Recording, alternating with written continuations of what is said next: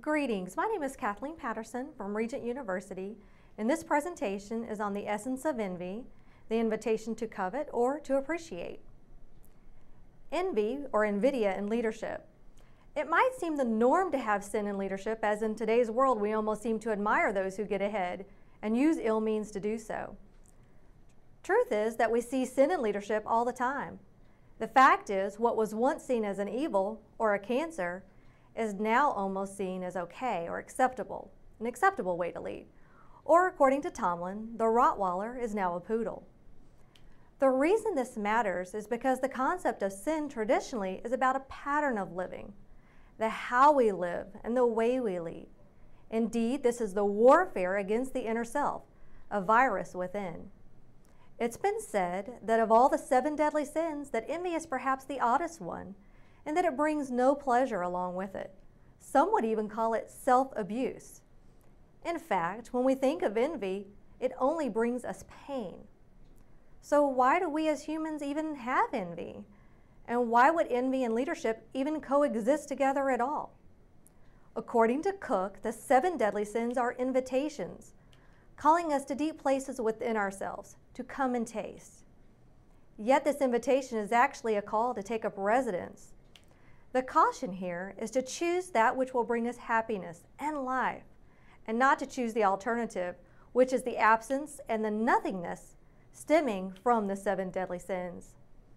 To aid us in this decision and to keep us on the path to happiness, this presentation looks at what envy is, how leadership and envy are intertwined, and finally, how one ought to seek to combat envy within ourselves. So first, what is envy? Envy, or often called coveting, covetousness, jealousy, etc., is sometimes considered the root of other sins, leading to the other ones. Envy, or invidia, the Latin, this definition is interesting in that it encompasses many aspects. Of great interest, it is still considered detestable in today's age, which is not the case with some of the deadly sins. Tomlin notes that of the 7 deadly sins, only envy and anger still seem to retain some edge of wickedness. And we can clearly see that these are not only bad in the eyes of God, but bad for us. Envy does not look good, does not make us look good, and doesn't even make us feel good. According to Tomlin, the definition dates back to an 18th century monk and theologian, John of Damascus. Envy is discontent over someone else's blessings, as well as credited to Thomas Aquinas, sadness at the happiness or glory of another. In essence, envy is discontent with our own lot, looking at someone else's and wishing it were ours. To have a gnawing, aching pain eating away all pleasure in the things we might have otherwise enjoyed. And this leaves us no peace, and it actually takes away all pleasure. Not exactly what one might willingly sign on for. And yet envy is prevalent through the ages and ever so today, and specifically in leadership. Cook provides us with a modern approach to the definition or understanding of envy with his insight on envy as lethal, stating that envy suggests that I look to those around me and consider their free time, their paycheck, their successes, their love life, and envy says to me, the life you have is worthless. Do whatever it takes to escape it. This is the essence of envy. Cook further expounds by explaining that envy is the rejection of the good given to us and the obsession of the good that someone else has been given.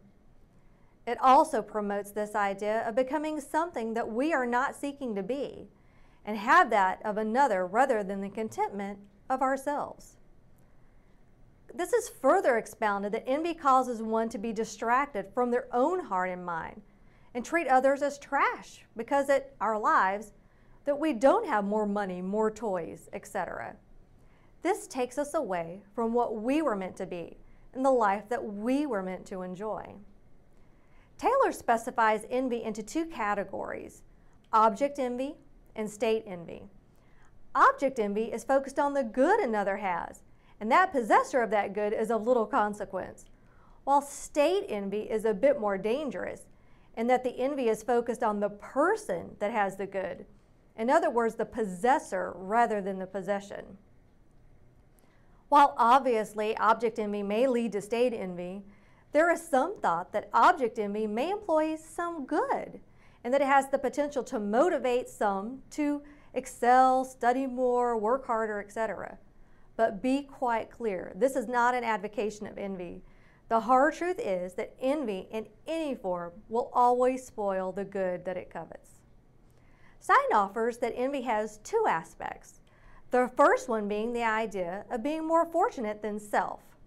The second aspect is the mortification and ill will towards that other person. This is taken further by Cook with the insight that envy has three favorite words. These are, "Why not me?" And he reminds us that Socrates, who, when talking of envy, stated it was the ulcer of the soul, offering us nothing but pain, as we would be robbed of the idea that God has given us everything that we need for a full and fulfilling life. So now let's look at envy in leadership. And one may be wondering about the place envy might even have in leadership. And quite unfortunately, envy has a large part in the process of leadership, both since the beginning of time and through today. Tomlin reminds us that envy is everywhere, propelling some leaders to drive hard for fame, beauty, celebrity, money, and the like. In fact, some would say that envy, the very essence of it, if I were only the leader, why is he the leader? He knows nothing. I would make a better leader. These kinds of thoughts.